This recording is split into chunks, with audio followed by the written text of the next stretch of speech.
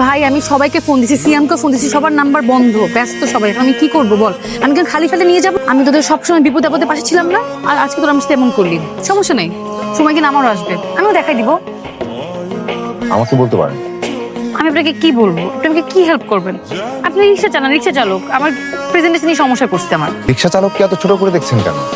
আমরাও মানুষ, অন্যরা যা পারে আমরাও তা পারতে পারি। কখন কাকে কার কাজে লাগে কেউ বলতে পারে না।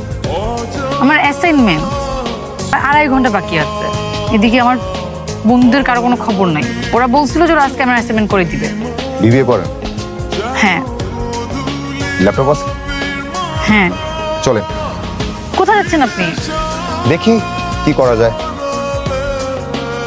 ল্যাপটপটা দেন আর ফাইলগুলো। শুনুন, এখানে কিছু টাকা আছে, এটা রাখুন, কালকে শপিং করে ফেলবেন।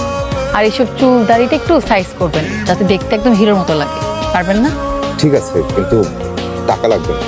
ধরুন না, নতুন জামা, প্যান্ট, জুতা। নতুন শার্ট, নতুন প্যান্ট, নতুন জুতা সবই আমার আছে। পরে আপনি কি নাকি পরে চলে আসছেন। আমাকে সারা জীবনের জন্য বিশ্বাস করতে পারেন।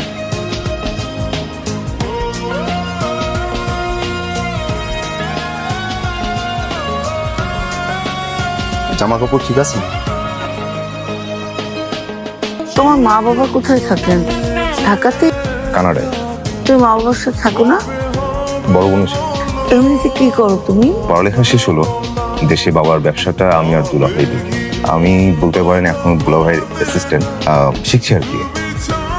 তোমাদের ঢাকাতে বাড়ি আছে? জি। কয়তলা বাড়ি? বাড়ি তো 4টা, যেটাই আছে সেটা 6টা। তুমি কয়তলায় থাকো? কি শুরু করলো? তুমি চুপ করো, আমাকে কথা বলতে দাও। তুমি কি এখন বিয়ে করতে পারবে? তোমার বাবা মা কবে আসবেন? আপনারা বললেই আমি বাবা মাকে আসতে বলবো।